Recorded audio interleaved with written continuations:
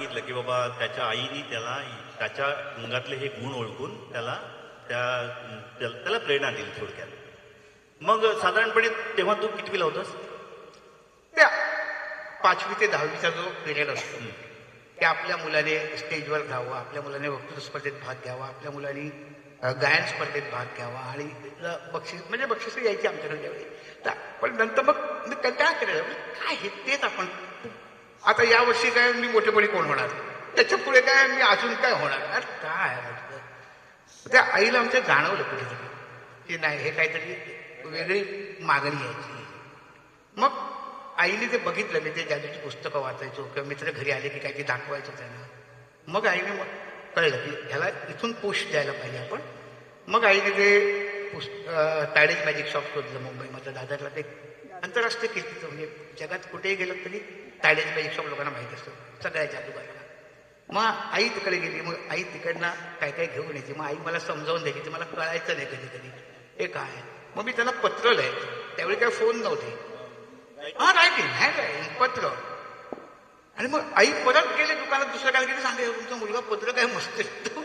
त्यांनी आम्हाला असं विचारलं, ह्या शंका म्हणा आम्हाला कोणी आजपर्यंत विचारल्या नव्हत्या. नंतर मग आई एकदा मला घेऊन गेली त्या दुकानात. मग तिकडनं त्यांना पण वाटलं की हा चांगलं करू शकेल. मग त्यांनी मला काही ॲडव्हान्स ट्रिक्स द्यायला सुरुवात. म्हणजे पूर्वी ते हौशी जादूगारांच्या ट्रिक्स झाले, मग ॲडव्हान्स ट्रिक्स द्यायला सुरुवात. मग याचा प्रोफेशन म्हणून स्वीकार करावा ही जाणीव कधी झाली? आता हे बघ, क्युरियोसिटी आहे, चार चौघामध्ये आपल्याकडे लक्ष वेधलं जावं किंवा मला याच्यामध्ये ही गोष्ट आवडते म्हणून करणं एक बाजूला, पण हेच गोष्ट करिअर म्हणून निवडणं ही जाणीव आणि हे मी करू शकेन ही खात्री, जाणीव आणि खात्री, हे कसं झालं, कधी झालं?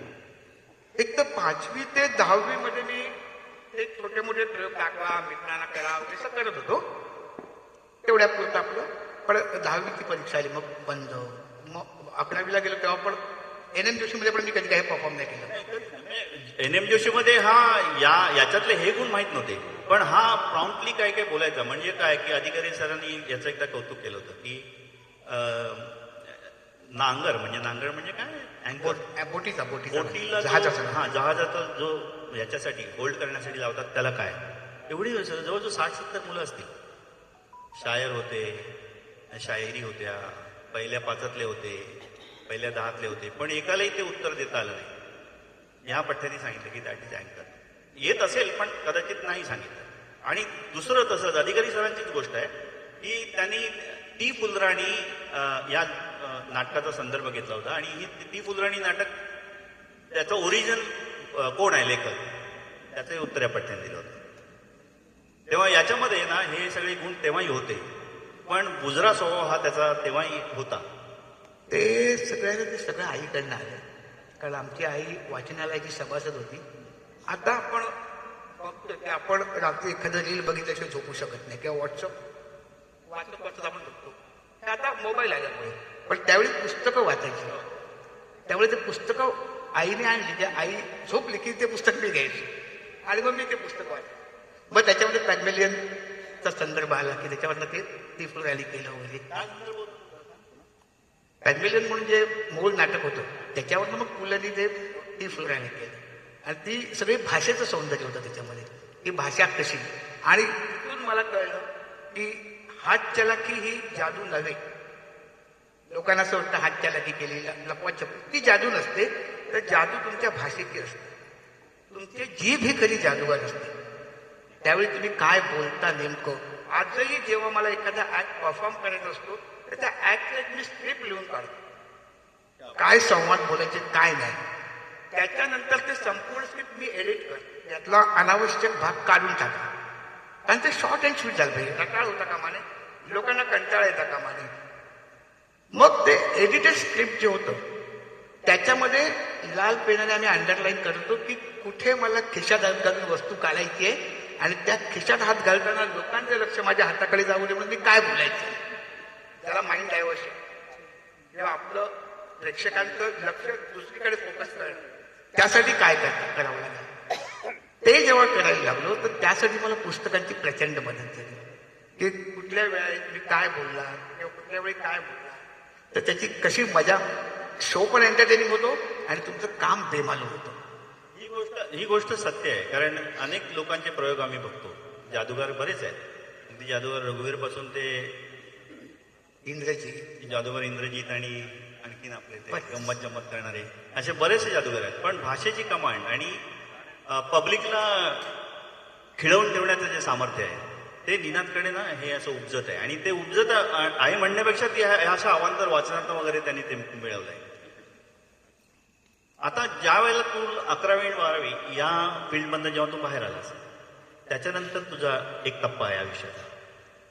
म्हणजे बघा एक मिनिट आपण थोडंसं त्याचं बालपण बघितलं. बालपणामध्ये एक गोष्ट राहून गेली की हा मुंबईमध्ये कधी होता, गोरेगाव आणि माणगाव या ठिकाणी येण्याच्या अगोदर तो थोडासा पिरियड सांग. माझा जन्म ज्यावेळी झाला तो मुंबईमध्ये झाला आणि ज्यावेळी मी 5-6 वर्षाचा म्हणजे शाळेत ऍडमिशन घेण्याचं जेव्हा वय होतं माझं, त्यावेळी माझे वडील हे रायगड जिल्हा परिषदचे उपाध्यक्ष होते आणि शिक्षण सभापती होते. त्यावेळी अलिबागमध्ये राहायचे.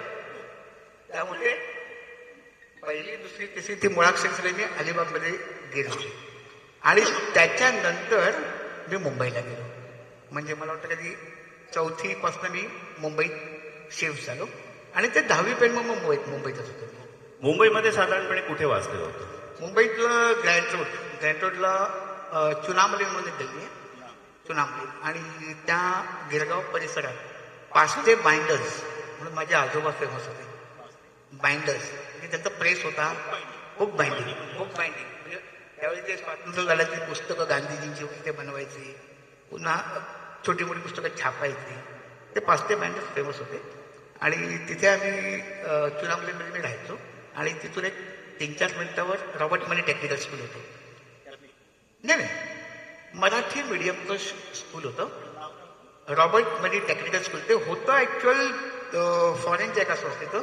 म्हणजे मला आठवतं मी ज्यावेळी गेलो तेव्हा हॉकीस्टन म्हणून लंडनवरून आले होते प्रिन्सिपल.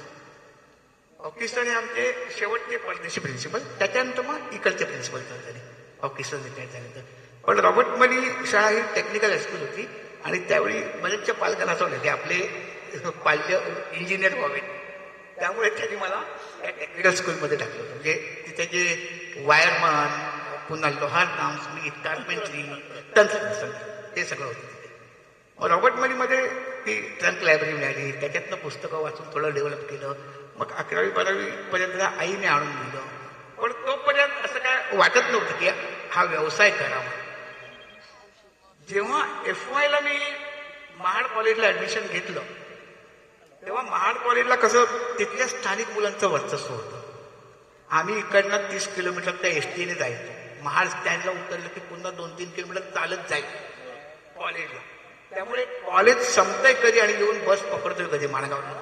कधीच कॉलेजच्या ग्रंथालयात नाही, कधीच जिमखान्यात नाही, कधीच कॅन्टीनमध्ये नाही, कधीच नाही. कोणालाच माहित नव्हतं हे कोण आहेत, काय, कुठली मुलं आहेत. आम्ही आपली यायचो, तिथे लेक्चर अटेंड करून जायचो. आणि एकदा कॉलेजच्या नोटीस बोर्डावर नोटीस लागली की ज्यांना नाटकात काम करायचं त्यांनी आपली नावं द्यावी. आणि म्हणून रे हे आपलं काम. मग मी तिथे नाव दिलं नाटकात. मग ते आपली एक ऑडिशन झाली, वाचन. मग ते वाचन माझं त्यांना एकदम परफेक्ट वाटलं. मग मी त्याच्यात निवडला गेलो नाटकात काम करायला. पण नंतर कळलं की हात तर बाहेर गावात येतोय. महाड रिहर्सलला कशाला करा, रिहर्सल काय रात्री, महाड आणा कुठे, म्हणून मग आम्हाला डिच्चू दिला नाटकात. आईला आता करायचं काय, जायचं काय स्टेजवर. मग मी म्हटलं नाही, आता आपण इथे काहीतरी जादूचे प्रयोग वगैरे करूया. मग सोलो परफॉर्मन्सची एक ऑडिशन होती आणि मग सोलो परफॉर्मन्सच्या ऑडिशनसाठी एक नोटीस बोर्डावर नोटीस की ज्यांना सोलो परफॉर्मन्स करायची ते नावं. मग मी नावं दिली आणि मी बघितलं ऑडिशन. त्यावेळी अशी सगळी मुलं समोर बसलेली असायची, त्यांच्या समोर ऑडिशन व्हायची. हा प्रयोग असतो. म्हणजे तिथे शिक्षक पण बघायचे की हा कितपत कमांड घेऊ शकेल, कितपत प्रेक्षकांना पकडून घेऊ शकेल किंवा प्रेक्षकाची उडवत्यात का होऊ दे असं. मग त्यावेळी माझ्या लक्षात आलं की हे सगळं कॉलेजचं ऑडियन्स आहे. मी ह्याला जर का आधी जादू दाखवली तर ऍक्च्युअल शोच्या वेळी हे लोक मला नेमके पकडतील, कुठला ना कुठला सर्च करतील, काय करतील. मग त्यामुळे मग मी प्रिन्सिपलला एक ऍप्लिकेशन दिलं, sir I am going to perform magic show. And magic ही अशी कला आहे की जी एकदाच बघायची असते. तर जर का मी ऑडिशनमध्ये केली तर प्रेक्षक जी कॉलेजमध्ये जी काय आपली मुलं असतील हुरडे करणारी किंवा काही मुलं खास त्यासाठी येतात, तर ती एन शोच्या वेळी गडबड करतील आणि डिसिप्लिन स्पॉइल होईल, डिसिप्लिन मेंटेन होणार नाही. त्यामुळे माझी जी ऑडिशन आहे ती इन कॅमेरा ऑडिशन व्हावी. प्रिन्सिपल हा कोण इन कॅमेरा, इन कॅमेरा हा शब्द नवीन. ऍक्च्युली हे जे 2-3 शब्द प्रयोगाने केले हे आजही आपल्याला वापरता येणार नाही. इन कॅमेरा म्हणजे 4 भिंतीच्या आतमध्ये फक्त तुमचे जजेस बसवा, तिथे मी काय. मग प्रिन्सिपलने मला बोलवून घेतलं की काय तुला नक्की काय म्हणायचं. मग मी त्यांना सगळं सांगितलं, सर मला मॅजिकचे ऍक्ट करायचे आणि मॅजिकचे ऍक्ट जर मी अगोदर या मुलांसमोर केले तर ऍक्च्युअल शोच्या वेळी ते मला करायला देतील की नाही आणि थोडंसं डिसिप्लिन स्पॉइल होईल आपलं. त्यांना पटलं ते बोलले आम्ही तुला कळवतो. मी विसरून गेलो, म्हटलं कसले कळवते आपल्याला, कशाला बोलले. आणि 2-3 दिवसांनी पुन्हा नोटीस बोर्डवर आलो, mister Ninad Pawar, you have to attend this classroom for your in camera audition. आणि इन कॅमेरा ऑडिशन म्हणजे काय, अख्ख्या कॉलेजमध्ये ते हाईप झालं की हा कोण आणि ह्याची इन कॅमेरा ऑडिशन का. आणि जेव्हा इन कॅमेरा ऑडिशन झाले आणि सरांनी बघितलं, सर बोलला हे सॉलिड आहे, हे व्हायला पाहिजे. आणि त्या ठिकाणी मग मी कॉलेजमध्ये जो मॅजिक शो केला तो एवढा हाईप झाला की कॉलेजला तो मॅजिक शो परफॉर्म करण्याच्या दिवसापर्यंत, आदल्या दिवसापर्यंत निनाद पवार कोणालाच माहीत नव्हतं. आणि म्हणतात ना स्टार ओव्हर नाईट, तसं एका रात्रीत फुल एकदम फेमस. दुसऱ्या दिवशी त्याचा सर्वात महत्वाचा पार्ट जो आम्ही राजू गुजर बद्दल बघायचो नेहमी, चारो तरफ गोपिया पीस तेव्हा मला कळलं रे हे तर कामाचं आहे सगळं. आणि तो शो झाल्यानंतर मला 2-3 शो आले त्यात आजूबाजूच्या गावात असतात काय कोणाकडे पूजा आहे काय आहे. आणि मग तिथे जाऊन मी 1-1 तासाचे शो परफॉर्म केले आणि त्याचे पैसे मिळाले मला. म्हणजे त्यावेळी परिस्थिती अशी असायची ना की बसच्या पैशातलं काहीतरी ढापले तर आम्ही त्यावेळी सांगायचो डबल अंडा ब्रेक. म्हणजे समोर हॉटेल होते त्या मलबानी माणसाचं, आज आम्ही डबल अंडा ब्रेक. पैसेच नसायचे ना त्यावेळेस, ते पैसे मोजायला लागायचे की काय आपल्या सगळ्यांच्या आयुष्याने झालेलं आहे. आणि आज बघा, आज आपण रिसॉर्टला गाड्या मोजाव्या लागतात, किती गाड्या, ही आपल्या सगळ्यांची प्रगती आहे, तुमची पण आहे माझी पण आहे. तर तेव्हा मला कळलं की पैसे मिळतात ना, कारण त्यावेळी कसं ना अगदी हिशोबाने पैसे द्यायचे घरात ना. हे बघा हे एवढे आहे, तुझं जायचं तिकीट हे यायचं तिकीट म्हणजे चहा काहीच नव्हतं. पण हे जेव्हा पैसे मिळायला लागले ना आणि मग मॅटिनीला जा, त्या सुंदर टॉकीजमध्ये, गांधी टॉकीजमध्ये पिक्चर बघायला जा, नाटक लागलं तर काहीतरी सांगून माळक मित्राकडे घाली नाटक बघायला जा. मग मला कळलं रे हे पैसे द्यायला सांगितलं. मग मी म्हटलं हे डेव्हलप करायला पाहिजे. आणि मग मी ठरवलं आता ह्याच्यात आपण व्यावसायिककडे कसं जाता येईल ते आपण व्यावसायिककडे कसं जायचं. आता तेव्हा तर तू मांडला होतास बरोबर ना, म्हणजे तुला नुकतंच कळलं की याच्यातनं पैसे आहेत आणि I have to polish this art. Polish करायची. आता पॉलिश करायची म्हणजे तुला गुरु पाहिजे पुन्हा. आतापर्यंत तू तुझ्या बिना गुरुचं जे काय आईनी पुस्तक आणून दिली किंवा स्वतःच्या प्रयत्नांनी वाचून इकडून तिकडून शिकलास, पण एवढी सगळी पॉलिश घेण्यासाठी तुला कुठला गुरु लाभला. गुरु म्हणजे त्यावेळी माणगावात मुंबईला जाऊन शिकणं एवढं हे नव्हतं माझ्याकडे. पण त्या माणगाव परिसरात जे आम्ही शो करायचो थोडेफार, तर आमच्या माणगावमध्ये एक जादूगर आले. आपल्याला बघा 7वीला एक धडा होता आधुनिक भीम. तो असा खेळाच्या तक्त्यावर झोपायचा आणि त्याच्या छातीवर ती फळी ठेवून त्याच्यावर तो हत्ती जायचा. तर ते ग्रँड कार्लेकर सर्कस म्हणून होते भारतातल्या पहिल्या ज्या काही सर्कस, त्यातले ते मालक त्या ब्रह्मदेशात तिकडे दुसऱ्या महायुद्धाच्या वेळी त्यांची सर्कस नष्ट झाली बॉम्ब हल्ल्यात. ते ब्रह्मदेशातनं चालत आले आणि मग इथे त्यांनी चालत असेल ते मॅजिक शो करायला लागले. ते जेव्हा माणगावला आले तेव्हा नेमक्या त्यांच्या सुनबाईची डिलिव्हरी होती. त्यामुळे त्यांचा मुलगा त्यांच्यासोबत नव्हता, त्यांना कोण सहाय्यक नव्हता. आणि त्यांना कळलं की ह्या गावात एक जादूगार आहे, जादू चालणार एक आहे. पण ते माझ्या घरी आले, माझ्या आई वडिलांना भेटले. त्यांना बोलले तुमच्या मुलाला मी दिलं माझ्या चालेल का. आणि नुकतीच अशी वार्षिक परीक्षा संपली आई बोलली जा घेऊन त्याला इथे ठेवण्या. मग मी त्याच्यासोबत गेलो आणि कार्लेकर काका गुरु म्हणजे त्यांनी जादू त्यांच्याकडे फार कमी शिकायला मिळाली. कारण त्यांच्याकडे जादू कमी होती पण ते शक्तीचे प्रयोग म्हणजे डोळ्याने गज वाकवणे, गळ्याने गज वाकवणे किंवा मसल्स कंट्रोल ते जास्त केले कारण ते सर्कसवाले होते आणि जादू नावापुरता असायची.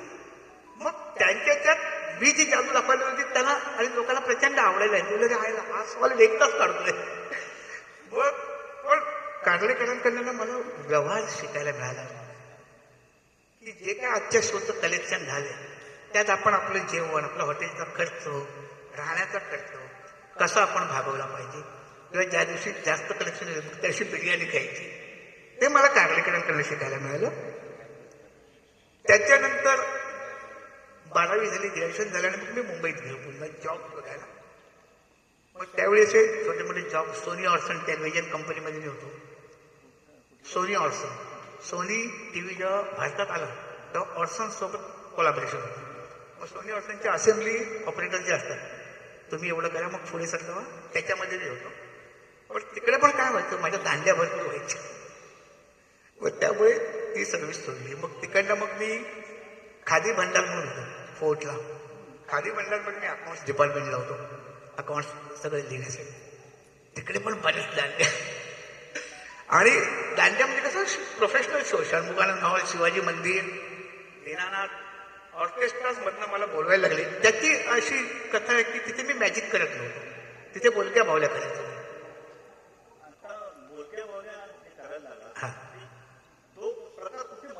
हा तर तो जेव्हा महाडला मी हे मॅजिक शो वगैरे करत होतो तर महाडला एक ऑर्केस्ट्रा होता युनिक, विजय शेठ टमके आणि रवी मालगुणकर त्यांनी तो चालू केला होता. त्याच्यात हेमा नगरकर म्हणून सिंगर होती. तर त्यांनी मला कुठेतरी बघितलं की हा सॉलिड बोलतोय की कमाल आहे.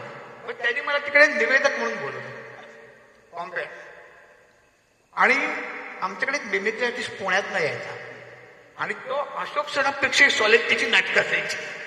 पुण्यात नाही यायचं ना आणि तो नटांचे आवाज वगैरे काढायचा त्यामुळे त्याचं एकदम सॉलिड असायचं नाटक. त्यांनी मला म्हणजे ना तू काय करू शकत नाहीस का? मी म्हटलं नाही मला काही नटांचे आवाज वगैरे येत नाहीत काढतात. नटांचे आवाज म्हणजे त्यावेळी आता स्टँडअप तुम्ही आता जे बघताय स्टँडअप म्हणजे 20 मिनिटं उभं राहून फक्त जोक सांग म्हणजे एक कॅरेक्टर बघा पटा किंवा गुरखा किंवा एक सेल्स आता आलं. पूर्वी ऑर्केस्ट्रामध्ये कसं आइए भाई और बहनों देखते अमिताभ बच्चन क्या कहेंगे, आइए देखते राजेश खन्ना क्या कहेंगे. तर मग मी जेव्हा त्या इतर मॅजिशियन्स बघायचो त्यात मी बोलक्या बावल्यांचे ऍक्ट आणि रामदास पाटे तेव्हा नवीन नवीन टेलिव्हिजनवर काल झाले होते. म्हटले हे आपल्याला शिकायला पाहिजे म्हणून मग मी एकदा गेलो आंतरराष्ट्रीय शब्द गमखाराकडे गेलो.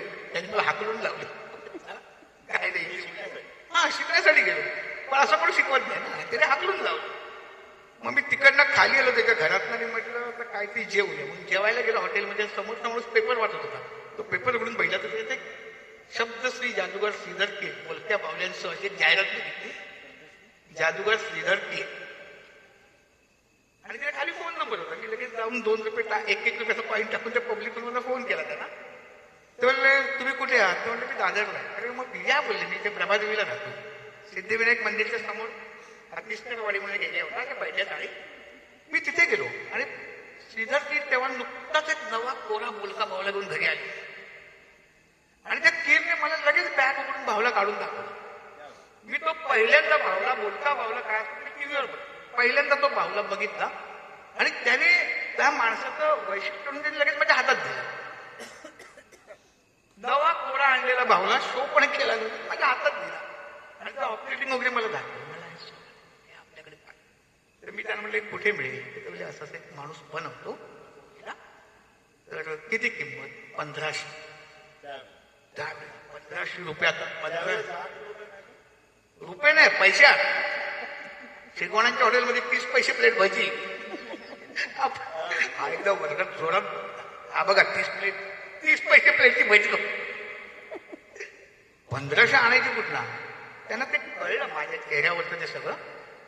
तर मला बोलले ना तुला पाहिजे तर माझ्याकडे एक बावला आहे पूर्वीचा एक बावला मिळाले आणि मला तो विकायचा आहे, तर मी 300 रुपये दिलेस तर तुला दे.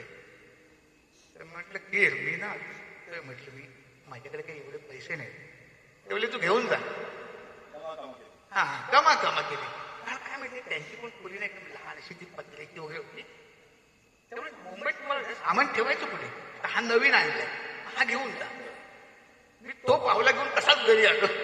त्याच्यावर प्रॅक्टिस केली आणि गोरेगावला आपलं MSCBचं ऑफिस, त्यांची त्याची पूजा का काहीतरी होती, युनिक ऑर्केस्ट्रा. आणि तिथे हेमा नगरकरनी गाणं म्हटलं होतं. एक मुकेश, व्हॉइस ऑफ मुकेश होता, प्रमोद वडके आणि एक बशीर चिचकर आणि एक बशीर चिचकर होता आणि सूर्यकांत माळ होते. एक गाणं होतं छलकाय जाम. हे गाणं कोल्हापूरवरनं की कुठला तरी मुलगा होता तो, आणि त्यांनी छलकाय जाम हे गाणं डान्स करत म्हटलं होतं. म्हणजे तो कार्यक्रम बघितलाय मी, आणि त्यानंतर त्या वडकेला घरी घेऊन आलो तुम्ही. तिथे मी कॉम्पेअर होतो, अनाउन्समेंट्स करत होतो, अब ये गाना अब वो गाना.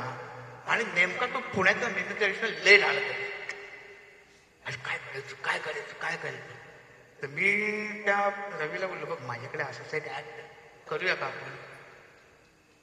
त्यांना काहीच कळे ना, कसल्या भावल्या. अरे तुम्ही एकदा बघा ना, आवडलं. मी काही पैसे मागत नाही त्याचे, त्यावेळी आम्हाला 60 रुपये द्यायचे कंपनीची. तर ते बोलले ते पाठवा याला. आणि बोलक्या बावल्या घेऊन ती पहिली एंट्री माझी. आणि त्या बावल्याला प्रश्न विचारायचो, गोरेगावला MSCB. पहिल्यांदाच बोलक्या बावल्यांचा ऍक्ट मी स्टेजवर करतोय, आणि ते प्रश्नोत्तर आमची. मी त्याला प्रश्न विचारतो, तो उत्तर द्यायचा. आणि मी त्याला सहज म्हटलं, तुला माहिती आहे का आत्ता शो कुठे आहे? तो माहिती आहे ना. कुठे आहे रे? तो MSCB साठी आपण आत्ता शो करतोय. तर मी त्याला म्हटलं, तुला माहिती आहे का MSCB म्हणजे काय? हो माहिती आहे ना, मंडे टू संडे इलेक्ट्रिसिटी बंद. एवढा फोन केला ना त्याच्यावर जोरदार. त्याच्यानंतर मी काही बोललो, आणि तो भाऊला काही बोलला की लोक असायचे. आणि ते मी आतून जेव्हा 20 मिनिटाचं ऐकून मी आतमध्ये आलो ना, तेव्हा ते बोलले, विनोद पुढच्या शो पासून तू ह्याला घेऊनच कंपनी करत. आणि मग तिथे मला कळलं की तुम्ही ऍक्ट करताना तुमच्या समोरच्या प्रेक्षकांशी रिलेटेड बोला, त्यांच्याशी संबंधित बोला, तर ते जास्त हिट होईल.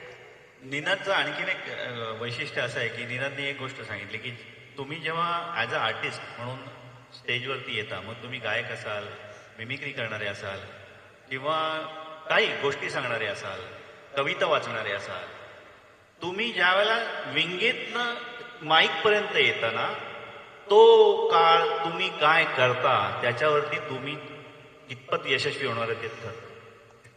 एवढ्या बारकाईने यशाशिवाय यश नाही मिळत. एवढ्या बारकाईने जेव्हा माणूस, आम्ही कलाकार आहोत पण असे यशस्वी नाही होत का? कारण याचा थॉट आहे तसा, थॉट प्रोसेस तशी आहे. नाही, कलाकाराचं आयुष्य असतं, कलाकाराचं आयुष्य हे त्या 20-25 मिनिटाचं जे आयुष्य असतं, तो माईकवर उभं राहून जेव्हा, म्हणजे आम्ही सोलो परफॉर्मर होतो, तर ते अनाऊन्स करतात की अब आ रहे निनाद पवार, आणि मग ते कधी ढँगडिंग म्युझिक वाजतो. त्यावेळी त्या विंग मधनं निघून सेंटर स्टेजला तुम्ही येता, तो जो काही 30-35 सेकंदाचा भाग असतो ते तुमचं लाईफ असतं. त्या 30-35 सेकंदात तुम्ही कसे येता, तुमची बॉडी लँग्वेज काय आहे, तुम्ही प्रेक्षकांना कसं स्माईल देता, ते जर का तुम्हाला जमलं, त्या 35 सेकंदात तुम्ही जर का प्रेक्षकांना जिंकलात, तर पुढचा तुमचा 35 मिनिटाचा ऍक्ट हिट असतो. नाहीतर तो तिथेच मृत्यू असतो, लोक तुम्हाला स्वीकारत नाहीत. तर ते जे आहे की म्हणजे मी लोक त्यावेळी बघा टर्नर फिटर शिकायला जायचे, वायरमन शिकायचे. मी त्यावेळी व्हॉइस कल्चरचं वर्कशॉप केलं. संवाद फेक कशी असतात, आवाजाचे चढ उतार कसे असतात, पुन्हा देहबोली किंवा बॉडी लँग्वेज, ह्या ज्या बेसिक गोष्टी आहेत ना, त्या आमच्या लँग्वेज फार कमी लोक, पण मी ह्या गोष्टी पहिल्या शिकल्या. तर आम्हाला जेव्हा स्टेजचा ऍक्ट शिकवला गेला, तर आम्हाला सांगितलं की तुम्ही जेव्हा स्टेजवर पहिलं पाऊल टाकता ना, तेव्हा तुम्ही दुर्योधन असायला पाहिजे. दुर्योधन हा अत्यंत गर्वामध्ये असा यायचा. तर तुम्ही असे तास दाबा असा स्टेजवर येताना आणि पाऊल टाका, आणि तुमच्या डोळ्यात तो गर्व दिसला पाहिजे की मी तुम्हाला सगळ्यांना खिशात टाकायला, तरच तुम्ही तर तुमचा तो आत्मविश्वास, कॉन्फिडन्स दिसतो. आणि तेव्हा लोकांना कळतं की हा आता काहीतरी सॉलिड केलं. तर ही जी देहबोली आहे किंवा व्हॉइस कल्चर आहे, हे जर का आपण केलं नाही ना तर आपण फक्त एक सादरीकरण करतो. त्या ऍक्टला जो जीव देणं म्हणतात त्या ऍक्ट मध्ये तुमचं आत्मा त्याच्यात यायला जीव ओतणं म्हणतात ते तिथून सुरुवात. त्याच्या 35 सेकंदासाठी काय करावं लागेल त्यासाठी मी हा अभ्यास केला की काय करायचं मी कसं यायला पाहिजे स्टेजवर. माझ्या याने मला सांगितलं तुझी मुलाखत घ्यायची आहे. मी म्हटलं नको यार तू 3-4 वर्ष मला तिथे राबवलेस. काय राबवलंय काय आपण केलं. मी म्हटलं बघ राजू तुझं का मुलाखत घ्यायची तर मला सूट वगैरे सगळं घेऊया. तर कशाला सूट तर म्हटलं बघ आपण ज्या स्टेजवर मुलाखत दिसली ना तर त्याचे प्रेक्षकातनं व्हिडिओ शूटिंग ते व्हिडिओ शूटिंग व्हायरल होईल आणि ते जेव्हा सगळी लोक बघतील तेव्हा निनादवर हाफ पॅन्टवर आणि टी शर्टवर बसलेला नाही पाहिजे. तुम्ही जेव्हा बाहेर पडता तुम्ही जेव्हा स्टेजवर येता तेव्हा तो तुमचा ब्रँड पाहिजे. निनाद पवार हा एक ब्रँड आणि तो ब्रँड म्हणूनच तुम्ही लोकांसमोर राहिलं पाहिजे तरच लोक तुम्हाला कायम लक्षात ठेवतात. आणि त्यामुळे तो मग नाही मग तू सगळं घेऊन सूट होते मग सूट मग मुलाखत घेतली आपल्या हातवारे पाहिजे म्हणून हे आणलं की बाबा हात मोकळे पाहिजे. कारण तुमचा सोलो एक जे करतात त्यांचा अर्धा अभिनय हातात येतो हातवारे त्याच्यात. त्यामुळे मी त्याला बोललो मी त्याच्यासाठी पण आणलंय की बाबा तू पण ते घाल म्हणजे तुला पण हातवारे एक हात बघा त्याचा अडकलेला प्रोफेशनल आहे की जे काय आपण स्टेजवर सादर करणार आहोत ते चांगलंच असायला पाहिजे. तुम्ही स्टेजवर बिर्याणी वाटली पाहिजे वडापाव वाटला तर संपलं. तू फ्लॅश ऑन ठेवलायस का? सो आपण पुन्हा आता पुढच्या टप्प्याकडे जाऊया की एक टप्पा त्याचा असा होता की या पिरियडमध्ये तुझं स्ट्रगलिंग झालं तू थोडाफार यश मिळवायला लागलास आणि मग पुढच्या आयुष्यामध्ये तू षण्मुखानंद सारख्या ठिकाणी की ज्या ठिकाणी बऱ्याचशा कलाकारांचं ड्रीम असतं की या ठिकाणी आपल्याला परफॉर्म करायला पाहिजे. एशियात बिगेस्ट ऑडिटोरियम एशियातलं 1 नंबरचं ऑडिटोरियम आहे षण्मुखानंद हॉल की जिथे डबल बाल्कनी आहे आणि जवळजवळ 3-3.5 प्रेक्षक एका वेळी बसून म्हणजे पूर्वीचा फिल्मफेअर अवॉर्ड्स पण सगळं तिकडे व्हायचं षण्मुखानंद मध्ये व्हायचं. खरंय. आणि त्या लोकांचं ड्रीम असतं की षण्मुखानंद मध्ये एकदा ते परफॉर्म करावं. मला तिथे जवळजवळ 200 वेळा परफॉर्म करायची. That is called Ninad Pawar. So मला या प्रवासामध्ये तू जे मला ऐकवत आहे ते असं आहे की टीव्ही स्टार कमलाकर वैशंपायनपासून ते सुदेश भोसलेपर्यंत या पिरियडमध्ये जॉनी लिव्हरपासून ते अगदी आमिर खानपर्यंत या सगळ्या तथाकथित टॉपमोस्ट सेलिब्रिटींसोबत तुला त्यांचा सहवास लाभला त्यांच्यासोबत ऍक्ट करण्याची संधी मिळेल त्याच्याविषयी मला थोडंसं आम्हाला जाणून घ्यायचं आहे. ज्यावेळी माणगावमध्ये आम्ही ग्रॅज्युएशन करत होतो तर ते छोटे मोठे शिकून पैसे मिळवायची एकदा सवय लागली की तुम्हाला पैसे पाहिजे असतात. मग आम्ही काय केलं आम्ही माणगावमध्ये प्रोफेशनल नाटकांचे शो लावायला सुरुवात केली.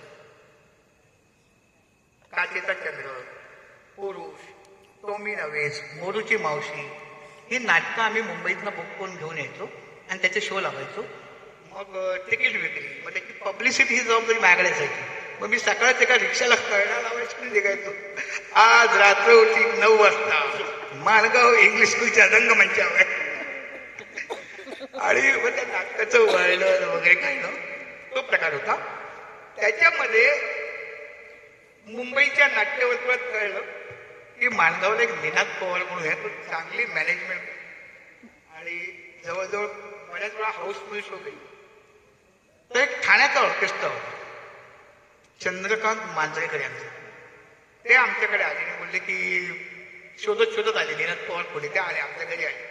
बोले आम्हाला ऑर्केस्ट्रा लावायचं इथे तुम्ही मॅनेजमेंट कराल काय खर्च येईल इथली काय पद्धत आहे. मी त्यांना सांगितलं एवढ्या खुर्च्या लावतो आम्ही त्याचं एवढं भाडं होतं आमच्या शाळेचं एवढं भाडं आहे पब्लिसिटीचं एवढा खर्च आहे लायसन्स काढावं लागतं त्याचे एवढे पैशाने आमचे व्हॉलेंटियर्स असतात त्यांचं मानधन. ते बोलले ठीक आहे आपण करूया. तर आम्ही त्यांना म्हटलं आम्हाला सगळे पैसे ऍडव्हान्स लागतात. हो कारण मॅनेजमेंटचा खर्च उद्या जर शो लॉस केलं ते कुठं देणार. पण आता आम्ही तर म्हणजे आमच्या तर ऐकण्यामध्ये किंवा समजेमध्ये असं आहे की मुंबईतनं जसं की माधुरी सावंतचे वडील हे या फील्डमध्ये थोडे बहुत होते. तर थोडंसं विषांत होतंय की मुंबईतनं एक नाटक आलं होतं लग्नाची बेडी आय थिंक त्याच्यामध्ये रश्मीच्या भूमिकेत होती पद्मा चव्हाण आणि त्या नाटकामध्ये तुझ्या वडिलांनी काम केलं होतं. तर आतापर्यंत आमचा असा समज होता की अशा प्रकारची नाटकं किंवा सिनेमे किंवा आर्टिस्ट लोकांना आणायचं म्हणजे त्यांना प्रचंड पैसे देऊन आणायचं. पण इथे तर आम्ही उलट बघतोय की हा माणूस बोलतोय की आम्ही त्यांना सांगायचो की एवढा खर्च. नाही आता हे बघ, ते प्रोफेशनल नाटक जे असतात त्यांचं ऑलरेडी नाव झालेलं असतं, तर लोक तिकीट काढून त्यांना बघायला लागतात. हा जो ऑर्केस्ट्रा होता ना, हा थोडा उदयनमुख कलाकारांचा होता, नवीन कलाकारांचा. त्यांना मुंबईतली थिएटर्स परवडत नव्हती, कारण मुंबईतलं खर्च प्रचंड असतो. तर त्यांना कोणत्याही तुम्ही कोकण दौरा करा, निदान तुम्ही लॉस तरी जाणार नाही, कॉस्ट टू कॉस्ट तुम्हाला मिळेल. मग त्यांना कळलं तिकडे माणगावला निनाद पवार आहे, त्याला कॉन्टॅक्ट करतो, शिववर्धन लोहा महाड सगळं कोण देईल तुम्हाला. म्हणजे थोडक्यात तू संयोजक झाला हा, होता. संयोजक. तर मी त्यांना विचारलं, बाबा तुमच्याकडे कोण कोण गाणारे कलाकार आहेत, कारण उद्या हे लॉस गेले तर माझे पैसे मिळणार नाही. तर हे कोणच नाववालं नव्हतं. तर मी त्यांना म्हटलं, अरे तुम्ही हे लावू नका, हे काय टाळणार नाही, लोक येणार नाहीत, कोणतरी नाववालं आर्टिस्ट आणणार. म्हटलं ठीक आहे, आम्ही तुम्हाला कळवतो. मग त्यांचा आठवडाभराने फोन आला की आम्ही जॉनी लिव्हरला आणलं. तर ही कधीची घटना आहे? 86. म्हणजे 81ला 12वी झालं. हा, त्याच्यानंतर 86. आणि तेव्हा जॉनी भाईचं पहिलं पिक्चर आलं होतं, लव्ह 86. गोविंदा, रोहन कपूर, फराह आणि नीलम. आणि जॉनी भाईने त्याच्यात एक छोटासा नोकराचा रोल केला होता, पण तो हिट झाला. त्याच्या आधी जॉनी भाई हिटच होते कॅसेट स्टोरीच्या माध्यमातून, पण चेहरा ओळखीचा झाला. तर त्यावेळेला आम्ही जॉनी लिव्हरला घेऊन येतोय. तर मी म्हटलं ह्या आणतील की नाही, पुन्हा पैसे देतील की नाही, आणि त्यात मला कोणी शो करायची. तर मी म्हटलं बघा आम्ही करू देऊ, पण तुम्हाला नाही 15-20 मिनिटं मला देखील करायला द्यावं लागेल स्टेजवर. तो बोलले हा देऊ, आम्ही तुम्हाला देऊ बोलले करायला, तुम्ही पण करा. कारण त्याला खात्री होती जॉनी भाई म्हटलं काही प्रश्न नाही. आणि जॉनी लिव्हर हे नाव आम्ही केलं तर कुटुंब गर्दी, आम्हाला पोलीस बंदोबस्त बोलावा लागला तिथे. आणि तुटून पडले म्हणतात ना ते. आणि पहिली ती कधी 7-8 गाडी झालेली, मग जॉनीबाईची एंट्री, आणि पाहून तास जॉनीबाईने धुमाकूळ घातलं असते. आणि त्यावेळी जॉनीबाई 2 एंट्री काढली, एक इंटरव्हलच्या आधी, एक इंटरव्हलच्या नंतर. मग त्या लोकांनी काय केलं, जॉनीबाईची एंट्री जाऊन पुन्हा 5-6 गाणी घेतलं, तर इंटरव्हल टाकायचे ना, मग त्याच्या आधी ह्याला ढकला. हा, आणि त्याने मला पाठवलं स्टेजवर. पण तिथे देखील बोलक्या भावल्या हा प्रकार एवढा प्रचंड हिट झाला. एक तर माणगावकरांसाठी हा आपला ओळखीचा चेहरा, आणि जॉनी लिव्हरने केल्यानंतर हा करतोय. जॉनी भाई येऊन विंग मध्ये उभे राहिले, कोण हा एवढा पण हसवतोय लोकांना. ते बोलले हा तो मगाशी ओरडत होता ना, आज रात्र उठी 9 वाजता, हा तोच आहे. मग शो झाला. मग आम्ही सगळ्या कलाकारांना जेवायला नेलं. तेव्हा जॉनी भाईने मला साईडला बसवलं, स्वतःच्या बाजूला बसवलं. मला बोला यार तू बहुत अच्छा करते, तू क्या करते? बोला मैं यही मैनेजमेंट अरेंजमेंट सब करता हूँ. बोला तू मुंबई में आई? जॉनी भाई सब लोग बोलते वो कोई देता नहीं. मैंने बोले तू यार तेव्हा हिंदी वगैरे पॉलिश होतं मध्ये. यार बोले तू जो हिंदी बोलते ना वैसे मुंबई में भी हमारे आर्टिस्ट नहीं बोलते. आणि ते कॉम्पेरिंग वगैरे करायचं ऑर्केस्ट्रामध्ये, त्यामुळे थोडं पॉलिश झालं. म्हटलं ठीक आहे. त्यावेळी जॉनी लिव्हर नाईट असा शो नव्हता. नाव लागलं जॉनी लिव्हर नाईट होता. हंगामा मिमिक्री नाईट नावाचा शो असायचा. लीड जॉनी लिव्हर असायचे, आणि सोबत राजू श्रीवास्तव असायचा, मधु आचार्य, नरेंद्र बेदी, माधव मोठे, जे टॉपचे मिमिक्री आर्टिस्ट होते. आणि मग एकदा हिंदूच्या हॉलमध्ये शो लागला, मला बोलवलं, मी गेलो. पण मिमिक्री आर्टिस्ट कसं असतं माहिती आहे, 7-8 मिमिक्री आर्टिस्टचे एक रात्र नकलांची किंवा हंगामा मिमिक्री नाईट. पहिली एंट्री करायला कोणच जायचं नाही, कारण बघा तुम्ही जोक सांगताय, लोक येऊन बसतात दिसतात, तर ते लोकांचं लक्ष नसतं, आणि मग त्या जोकला पंच येत नाही. त्यामुळे मग कोणच जायला त्या बोलले इसको भेजो, मी नवीन इसको भेजो. आणि मला काही माहित नव्हतं, आपले माणगाव गोरेगाव महाडचे शो ना. तर त्या कॉम्प्युटर येऊन मला आप तयार हो जाओ, अभी आपका एंट्री. म्हणाले वा, म्हणजे मला एवढा आनंद झाला ना की पटकन आता शेवटची गाडी मिळणार मला माणगावला जायला. माझ्या मनात ते कधी आटपतोय आणि जाऊन गाडी पकडतो. त्याने मला पहिलंच पाठवलं. आणि त्या पहिल्या एंट्रीला मी जसं माझ्याकडे एक माकड होतं बोलणं, ते घेऊन गेलो. आणि ते माकड बोलतंय तोपर्यंत लोकांनी टीव्हीवर रामदास पत्तेनं बघितलं. तसं प्रत्यक्ष लोकांनी बघितलं आणि तो पिन ड्रॉप सायलेन्स आणि जो लोकांनी एन्जॉय करायला सुरुवात केली. मी आतमध्ये आल्यानंतर त्या ऑर्गनायझरने मला असं उचलून घेतली. अरे तो क्या तू किधर था, अभी अपना ऐसा शो रहेगा वैसा शो रहेगा, तू आएगा ना. तर तिथे मग हिट झालो आणि त्या ठिकाणी मुंबईतले सगळे प्रतिक्रिया ऑर्केस्ट्रावाले यायचे बघायला. एवढे मिमिक्री आर्टिस्ट आहेत, ह्यातला कोण मिमिक्री आर्टिस्ट आपल्यासाठी योग्य आहे. आणि त्या सगळ्यात त्याला माझा ऍक्ट मला वेगळा वाटला. मग तिथून मला मुंबईचा ऑर्केस्ट्रा मिळायला सुरुवात झाली आणि बऱ्याच ऑर्केस्ट्राने बोलवलं मला. पण मी रेग्युलर अगदी ज्यांच्याकडे कायम म्हणजे ज्यांच्या कोटेशन मध्ये माझं नाव असायचं, we have very different unique act of ventriloquism by Nena, ते गुंजन ऑर्केस्ट्रा, प्रभाकर देसाई आपले चिपळूणचे, त्यांच्या ऑर्केस्ट्रामध्ये त्यांच्या कोटेशनमध्ये नाव असेल. मग त्यांनी मला सांगितलं, नेना तू खाजगी शो, लग्नाचे, वाढदिवसाचे, पूजा समारंभ करत जा, पण कुठल्याही ऑर्केस्ट्राच्या बॅनर खाली उभं राहायचं नाही. हे त्यांनी मला तेव्हा सांगितलं जेव्हा मला मेलडी मेकर्समध्ये बोलवलं. मेलडी मेकर्सने मला बोलवलं आणि तोपर्यंत मी चांगला गुंजनमध्ये स्टेज टावर जाऊन मला कळलं होतं मार्केट काय आहे. आणि त्यावेळी जेव्हा लोक 300 आणि 250 रुपये घ्यायचे, त्यावेळी मी 1500 रुपये मेलडी मेकर्सकडे मागितले. बोलले अरे काय तुला माहितीये का आमच्याकडे अमुक, म्हणजे त्यांनी बोलक्या बावल्यावाल्याची नावं घेतली. मी म्हटलं मग त्यांना बोलवा, मला बोलवू नका, माझा ऍटिट्यूड असा आहे. त्यांनी बोलवलं मला आणि ज्यावेळी मेलडी मेकर्समध्ये माझं नाव आलं त्यावेळी प्रभाकर देसाईने मला सांगितलं की नेनाथ हा केला शो ना, हा शेवटचा शो, एखाद्या बॅनर खाली, कुठल्या बॅनर खाली तू उभं राहायचं नाहीस, तू फक्त गुंजनसाठी करायचंस आणि तुला फोन करायची आवश्यकता नाही. गुंजनची जाहिरात बघितली की तू यायचीस. कारण त्यावेळी काही मोबाईल नव्हते, घरोघरी फोन नव्हते, कोणतरी माणूस पाठवायचे किंवा शेजारी फोन करून सांगायचे त्याला यायला सांगा शो आहे. त्यांनी सांगितलेलं मला की तू गुंजनची जाहिरात बघितलीस पेपरला की निघून घ्यायची. पण कम्पॅरेटिव्हली गुंजनच्या याच्यापेक्षा मेलडी मेकर्स हे नाव खूप मोठं होतं ना. मेलडी मेकर्सचं प्रचंड मोठं नाव किशोर दानवे. हा, कारण किशोरराव फॉरेनला जेव्हा जायचे तेव्हा इंडस्ट्रीतले म्युझिशियन जेव्हा परवडायचे नाही, त्यामुळे मेलडी मेकर्सचा म्हणजे ग्रुप कसा एकत्र मिळायचा रिहर्सलसाठी सगळं, त्यामुळे त्यांचं आणि मेलडी मेकर्सचे कसं रिलेशन झालं, त्यामुळे मेलडी मेकर्सचं मोठं नाव झालं. आणि म्हणतात ना की नाटक करावं मुंबईच्या लोकांनी आणि ऑर्केस्ट्रा करावं पुण्याच्या लोकांनी. मेलडी मेकर्स हा पुण्याचा ग्रुप आहे, पुण्यात. पण त्याच्यानंतर येऊन देखील गुंजन ऑर्केस्ट्राला सर्वाधिक परदेशी चलन आणलं म्हणून अवॉर्ड मिळाले भारत सरकार.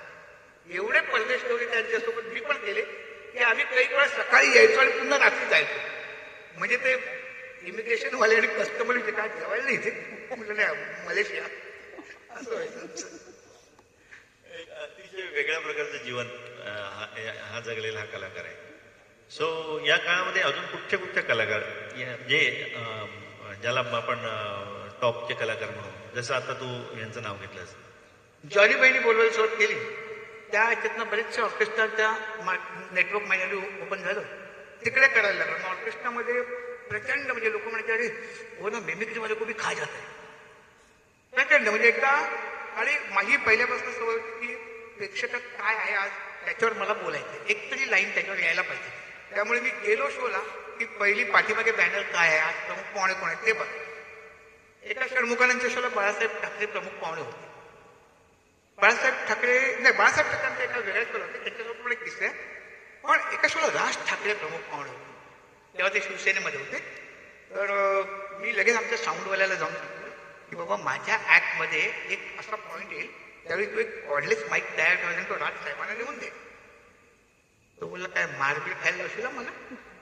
म्हटलं अरे तुला माहिती आहे ना मी काय असं करीन, तू फक्त माईक तयार कर. आणि काय असतं माहिती आहे, आपण शो करत असतो, शो असा उंचीवर दिलेला असतो आपण, आणि ना बाळासाहेब ठाकरेंचं राज ठाकरेंचं आगमन होतं आणि मग सुरुवात होते हिंदू हृदय सम्राट बाळासाहेब ठाकरे, आणि मग टाळ्या ना वरती गेलेला आहे, एका सेकंदात खाली येतो आणि तिकडनं ग्राफ पुन्हा वरती न्यायचा असतो. ते अत्यंत चॅलेंजिंग आहे. षण्मुखानंदच्या शो नेमकं हेच झालं. माझा शो प्रचंड असा 3,500 प्रेक्षक टाळ्या वाजवते, एन्जॉय करते. मी राज ठाकरेंचा त्यांचे कार्यकर्ते किंवा कोणी काय बोलण्याच्या अगोदरच मी बोलतो, तरुण हृदय सम्राट राजसाहेब ठाकरे यांचं आगमन झालेलं एकदा सलामी होत जाऊ. कर टाळ्या. आणि जशा टाळ्या खाली आल्या तो दाब खाली. माझ्याकडे कुत्रा होता पोळ्या कुत्रा. तर तो असं बोलला राजसाहेबांना, अरे राजसाहेब आहे क्या? मी त्याला बोललो, आहे क्या नाही आले का? मराठीत बोलायचं. मला ते त्याच्याशी रिलेट करायचं, मराठीत बोलायचं. तर तो कुत्रा मला बोला, मुझे मराठी में बात करती है लेकिन एक शब्द मुझे मराठी में नहीं आता है, मुझे वो राज साहब को पूछना है. मी कोण केली त्याने माईक देऊन राज साहेबांकडे दिलं.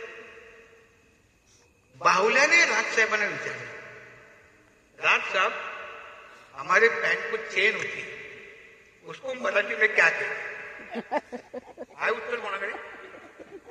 कोणी सांगा. पॅन्टला चेन असते त्याला मराठीत काय बोलतात? कोण नाही, कोण सांगणार? प्रश्न पडला लोकांना, हा काय विचारतोय? राजसाहेबांचा पण चष्मा वरती गेला असा आणि त्याने फक्त एवढा हात केला असा. कारण जर का ते बोलले मला येत नाही तर राजसाहेबांना मराठी येत नाही असं होतं ना. त्याने असा हात केला. तर बाहुल्याने त्यांना विचारलं, राज साहब आपके शर्ट को बटन है क्या? बटन उसे क्या कहते? ते माईकवर बोलले, इसे गुंडी कहते. गुंडी त्याला आपण गुंडी म्हणतो मला. तर बाहुला पटकन बोलतो, तो इसे घसरगुंडी कहिए ना. ऍक्च्युली हा सही शब्द आहे. आणि दुसऱ्या दिवशी टीव्हीच्या न्यूज मध्ये आलं, निनाद पवार यांच्या बाहुल्याने राज ठाकरेला मराठी शिकवलं. आणि एका सुद्धा माझ्या बाळासाहेब ठाकरे होते. आणि सेम दिसला असा मी त्या कामगार स्टेडियम मध्ये होता. जवळजवळ 15 ते 20,000 ऑडियन्स बसलो होतो. मोठे स्क्रीन लावले होते आणि मी तो कुत्रा घेऊन ऍक्ट करत होतो. आणि बाळासाहेब आले, बसले आणि बाहुल्याला मी विचारलं की काहीतरीच एक महाभारत वरना किती ऍक्ट करत तुम्ही, पांडवों को राज क्यों छोड़ना पड़ा? तो बाहुला बोला, वो इलेक्शन हार गए. तो बोला, अरे आपको इलेक्शन में ज्यादा इंटरेस्ट है? बोला, हाँ इलेक्शन में ज्यादा इंटरेस्ट है. मानो फिर एक बार इलेक्शन आ गया तो इस बार आप इलेक्शन में मत किसको दोगे? बाहुला, मानो फिर एक बार इलेक्शन आ गया तो इस बार आप इलेक्शन में मत किसको दोगे? तो बाहुला बोला, देखो कांग्रेस वाले आएंगे बोलेंगे मत दो. बोलो कांग्रेस को मत दोगे? नहीं. तो फिर मत किसको दोगे? बोले जनता दल वाले आएंगे बोलेंगे मत दो. तो जनता दल को मत दो? नहीं. बीजेपी वाले आएंगे बोलेंगे मत दो. बोले बीजेपी को मत दोगे? नहीं. अरे फिर मत किसको दोगे? तो बोला, सब लोग कहते मत दो मत दो मत दो, तो क्यों देने का?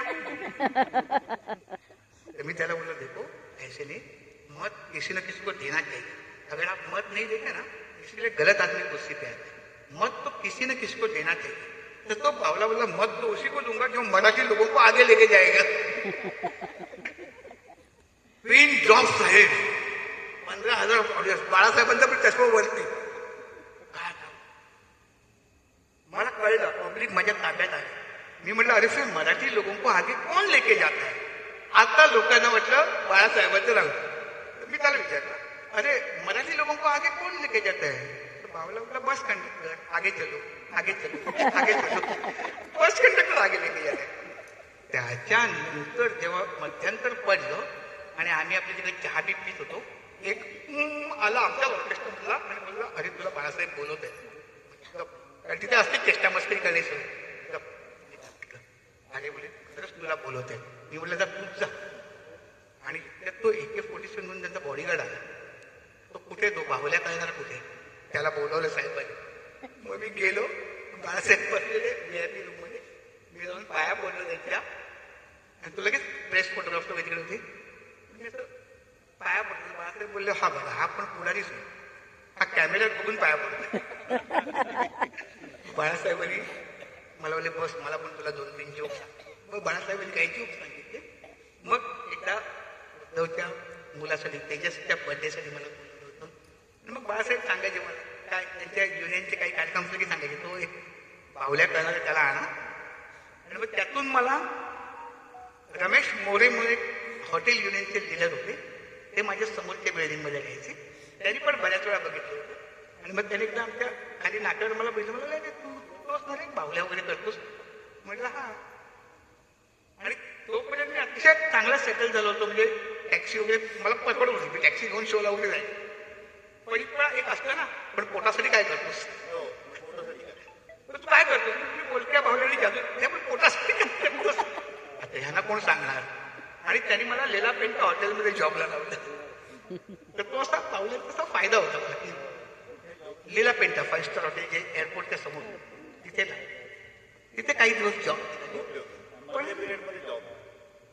पण जॉब करायचाच नव्हता मला जॉब करायचाच नव्हता. मला ते रुटीन सकाळी 9ला जा पुन्हा या ते नव्हतं. आणि बऱ्याच वेळा काय व्हायचं आमचं ते सिनियरना काहीतरी विचारायचं, मी असं ते तोंडभर बोलायचं पटकन. त्यामुळे मग ते थोडस त्यांना पण लागायचं, म्हणजे मला काही इन्सल्ट करायचं नसायचं. त्यावेळी एक मजा करायचो ना जान नव्हतं. कोणाला पब्लिक मधून साधा तुला काही विचारायचं होतं? ये प्रश्न पण तूच विचारले. सगळेच प्रश्न विचारले मी तुला. असं करतो. अच्छा तू लिहून आणलंयस, तुला बोलायचं आहे बरंच काही. ये अगं कॅमेरात नाही यायची सीए. हा सांगतो इकडे स्टेज हे जरा कलेला सौंदर्य कोणतरी लावू दे.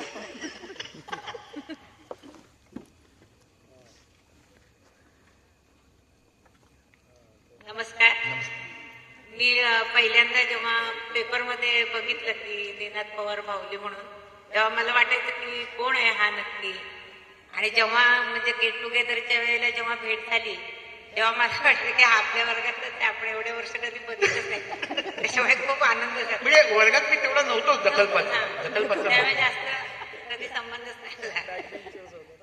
म्हणजे एकदा तुम्हाला सांगतो ते शैलेश पुस्तकालय होतं. हा तिकडनं मी असं समोर नाही आणि समोर साधना ती आपली छाया हे सगळ्या आलेल्या अशा एकदम. आणि माझं असं झालं एकदम मी घाबरलो असं की आता. आणि या लोकांनी ना एवढी माझी उडवली नाही. त्यावेळी काय हा एकदमच शाही एकदम लागला.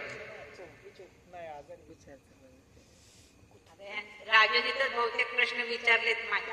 नाही एकदम तुझ्याकडनं पण होऊन जाऊ दे.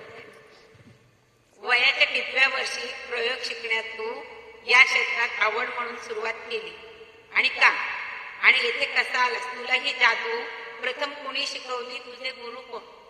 एक तर पहिली पुस्तकांमधनं शिकलो. पुस्तकांमध्ये मित्रांमध्ये वगैरे दाखवायला लागलो. त्यामुळे मित्रांमध्ये थोडं आकर्षण मानलं. पण ऍक्च्युअल मला तेव्हा कळलं जेव्हा कॉलेजमध्ये केलं आणि कळलं की म्हणजे हे तर सॉलिडच आहे तेवढे अट्रॅक्शन म्हणजे प्रचंड अट्रॅक्शन.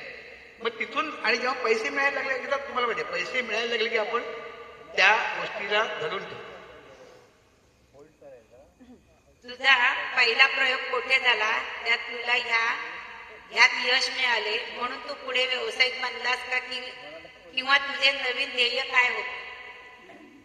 हे प्रयोग जेव्हा करायचो ना मुलांसाठी किंवा म्हणजे मित्रांमध्ये दाखवा वगैरे. एकदा आम्ही लहानपणी आम्ही ना शाखेमध्ये जायचो RSS. आणि ते शाखेत नाही का सहल घेऊन जातात वनभोजनाला, तसं वाकडाईच्या देवळात आम्हाला त्यावेळी तोच पिकनिक पॉईंट. पण तिथे मी काही ऍक्ट केला होता, तो पण लोकांना आवडला. आणि त्याच्यानंतर मग मला कळलं की अरे हे आहे चलनी राहणं. तुझ्या समोर कोणाचा आदर्श होता? मी जेव्हा आपल्या भारतीय जादूगारांचे कार्यक्रम बघितले आणि आजही बघतो ना तर आपले भारतीय जादूगारांना एखादा रेसिपी शो केला ना पाकक्रियेचा. आता मी 2 भेंडी घेतल्या तिथे अशा उभ्या कापल्या, तशी जादू करतात. तुम्ही बघा आपले जे जादूचे प्रयोग आपण बघतो ना. आता माझ्यासमोर आहेत 2 उभट डबे, एक ग्लास आणि एक बाटली. अरे तू जादू दाखवतोयस का पाकक्रिया? जादूचं पहिलं तत्व काय माहितीये की तुम्ही काय करता हे लोकांना आधी सांगू नका. तो सस्पेन्स ठेवला तरच ते तुमचं त्याची एंटरटेनिंग व्हॅल्यू ज्याला म्हणतात मनोरंजन मूल्य वाढेल. मग त्याच्यासाठी मी जेव्हा फॉरेनच्या मॅजिशियनचे आम्ही तिकडे गेलो की तिकडच्या मॅजिशियनचे शो बघायचो. ते काही सर्वात पहिले तर मदारी आपले करतात ना, मदारी लोक जे मॅजिक करतात ना त्याच्यासारखं कोणीच करू शकतो. इंडियन मॅजिक ज्याला म्हणतात जे खाली बसून करतात त्यांच्या बघा चारी बाजूने प्रेक्षक असतात. चारी बाजू. आता तुम्ही बघितलं असेल जादूचे प्रयोग करताना लोक सांगतात इकडे उभं राहून इकडे उभं राहून समोर बसतात. पण मदारी करतो बघा चारी बाजूने प्रेक्षक. मी त्या मदारी लोकांचं बघायचो ना ते चारी बाजूने प्रेक्षक असताना ते का प्रेक्षकात एका माणसाला घड्याळ घेऊन एका ग्लासात टाकायचे त्याचा रुमाल टाकायचा. तुम्हाला फेकला की तो ग्लास काय बोल घड्याळ दुसरी करणार काय. अरे मी पाठीमागे उभं देखील पहिलं मला कळायचं नाही कसं करतो. तिथे मला कळलं की तुम्हाला चारी बाजूने प्रेक्षक असताना ते जादू करता आली तर ती जादू. आणि जेव्हा परदेशातल्या जादूगारांचे प्रयोग मी बघितले तेव्हा मला ते क्लिक झालं की हे या पद्धतीने नाही, या पद्धतीने व्हायला पाहिजे. कारण तुम्ही अतिशय जास्त बोलत बसलात ना तर लोक कंटाळतात, ते होता कामा नये. आणि तिकिटावर शो लावणं, तो फुल होणं, पैसे मिळणं, याच्यात आयुष्य जातं तुमचं. जादूगर रघुवीर आणि जेव्हा शो केले तेव्हा आज विजय रघुवीर, जितेंद्र रघुवीर यांचे शो चालतात. कारण माझ्या पाठीमागे माझे वडील काही जादूगर नव्हते, मला बेसिक तयार करायचं. मग त्यावेळी मग कुठे पैसे मिळतील तर कॉर्पोरेट क्षेत्र जे आहे, कंपन्यांचे जे कार्यक्रम आहेत किंवा मोठे मोठे उद्योगपती जे आहेत त्यांच्याकडे जर का मी केलं तर त्यांच्या करोडो रुपयातनं काही लाख रुपये मी मागतो. मग त्यांच्याकडे वेळ की 1 तास 2, मग त्यांना 20 मिनिटात करायचं. आजही आमच्याकडे शो काही असे तर की 9 मिनिटात करायचं. मानधन तुम्हाला 60-70 हजार रुपये देईल, पण शो 9 मिनिटात झाला पाहिजे, 9.5 मिनिटात पाहिजे. मग त्या 9 मिनिटात सुरुवात कशी, मिडल काय आणि फिनाले काय. कारण ते ग्राफ असते, पटकथा असते शोला की तुम्ही आलात कसे, सुरुवात कशी केलात, मिडलला काय घेतलं, फिनालेला हाईटला कसं. त्या 9 मिनिटात कसं. मग ते जे मी परदेशातले जेफ मॅकरेड आहे, डग हेनिक आहेत, लान्स बर्टन आहे, त्यांचे मी शो जेव्हा बघितले, जेफ मॅकरेड जेव्हा इंडियात आले होते फर्स्ट टाइम तेव्हा त्यांचा इंडियातला गाईड घेऊन त्यांना महाबळेश्वरला नेलं, आपले मदारी कसे मॅजिक करतात ते दाखवलं. त्यांच्याकडनं बऱ्याचशा म्हणजे ज्याला प्रॉपर हातचलाखी म्हणतात ती काय असते ते मला कळलं. आपल्याकडे हातचलाखी ही ना हातांपेक्षा ना प्रॉप्सवर असते भारतीय जादूगारांकडे, पण ऍक्च्युअल हातचलाखी काय असते ते मला तिथे कळलं. मला वाटतं तुम्ही सगळ्यांनी शो बघितलेला आहे, तुम्हाला ते जाणवलं असेल की हा माणूस काय करतो काय. ते मला जेफ मॅकरेडकडनं शिकायला मिळालं. लान्स बर्टनकडनं मला बॉडी लँग्वेज, देहबोली कशी असावी, स्टेजवर कसं यावं, कसं प्रेक्षकांकडे बघावं ते बघायला मिळालं. डेव्हिड कॉपर्सफील्ड पासून मला कळलं की तुमच्या शोमध्ये भव्यता कशी आहे, छोट्या छोट्या आजला तुम्हाला मोठं कसं करता येईल आणि त्याचे पैसे कसे मागायचे. डेव्हिड कॉपर्सफील्ड एकदा मी सहज विचारलं होतं की सर तुम्ही इंडियात येऊ शकाल. त्याने आम्हाला पुढच्या 3 वर्षाच्या डेट्स पाठवल्या. 3 वर्षात एकही डेट त्याची रिकामी, फुल 3 वर्ष त्याच्या रांगेत. तेव्हा मला कळलं की हे असं काहीतरी मला करता येईल. तू तुझ्या या क्षेत्रातून काय संदेश देशील सर्वात?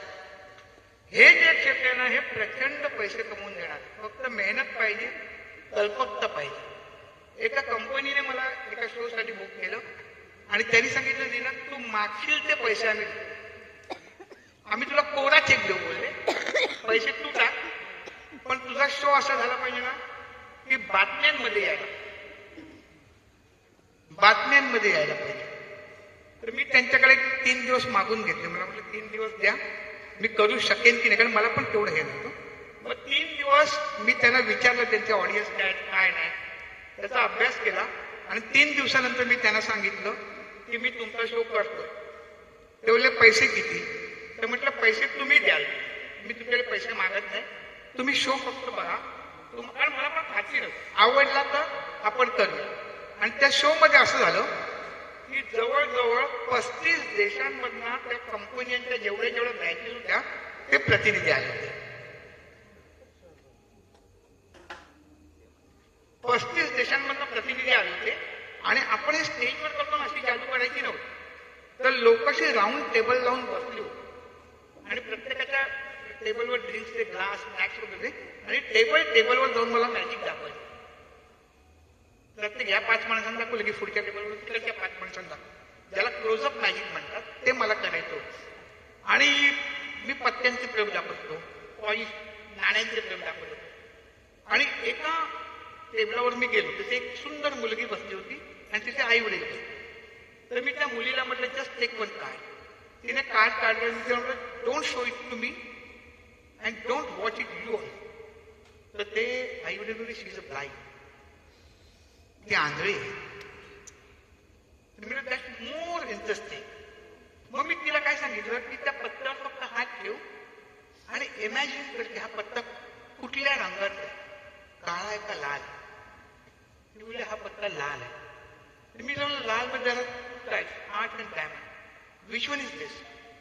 I think मला तू इमॅजिन कर, तुम्हाला डोळे नसते ते लोकांनी एक सिक्स सेन्स तुम्हाला दिलेला आहे, तू इमॅजिन कर आणि मला सांग.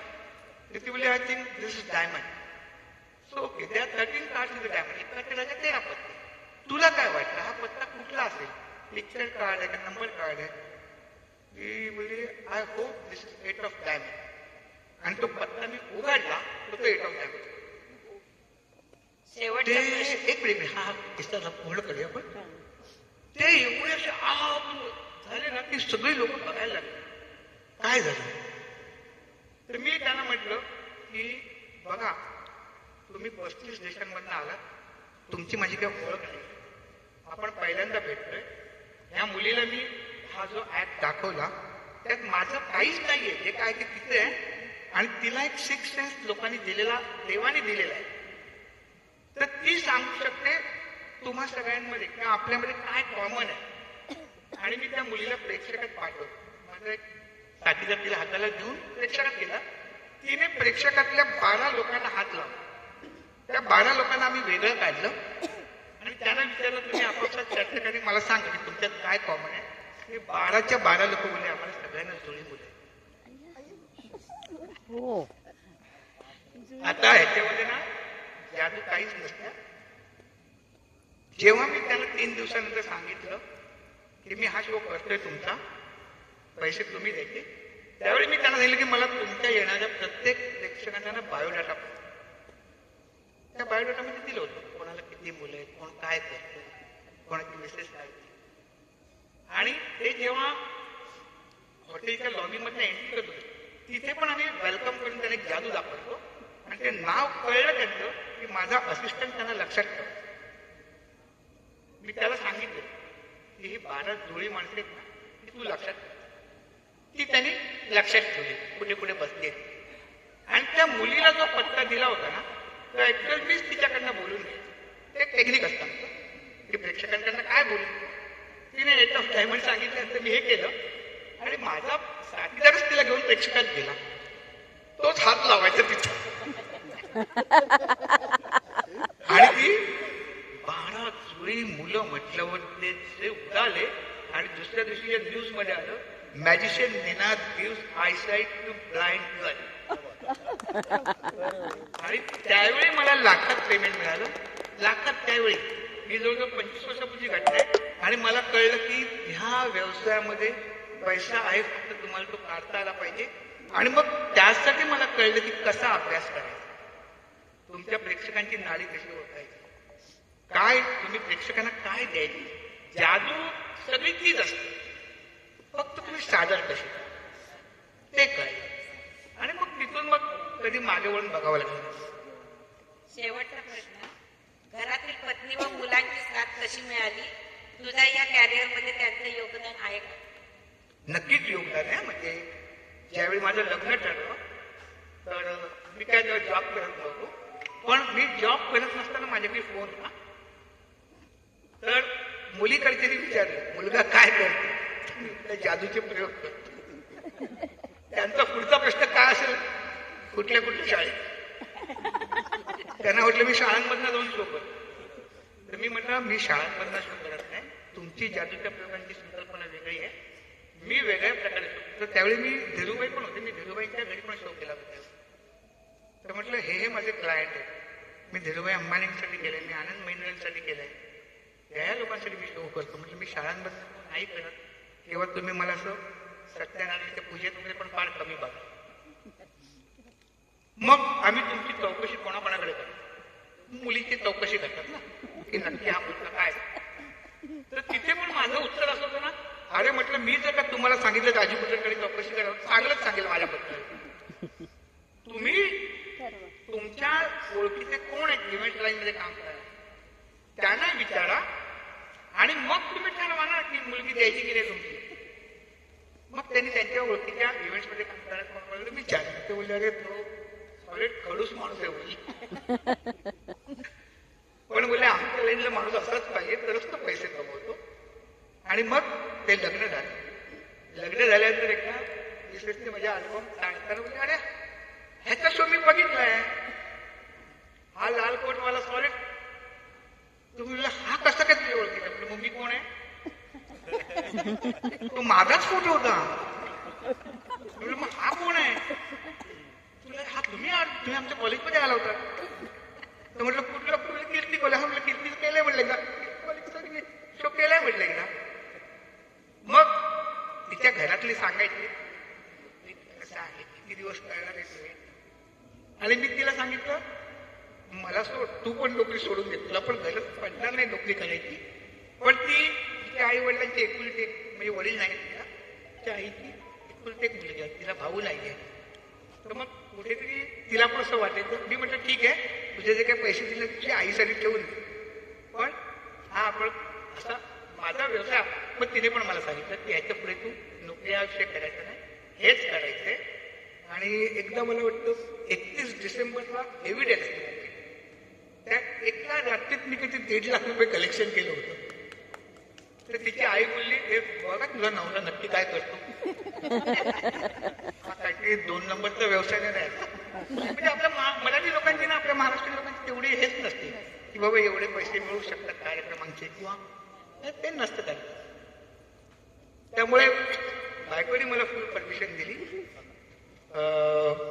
मुलांना माझ्या ह्या ह्याच्यात तेवढा इंटरेस्ट नाही, पण त्यांना त्यांचा इंटरेस्ट मी डेव्हलप करायला